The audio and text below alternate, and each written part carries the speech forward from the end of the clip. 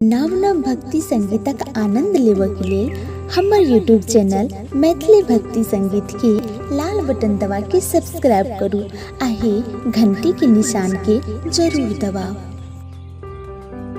कृष्ण प्यारे को तुम नहीं जाना रे, जाना रे, जाना रे। रहा दुनिया में सदा दीवाना रे, रहा दुनिया में सदा दीवाना रे। कृष्ण प्यारे को तुम नहीं जाना रे, जाना रे, जाना रे।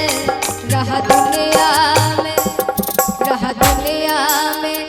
सदा दीवाना रे, रहा दुनिया में सदा दीवाना रे।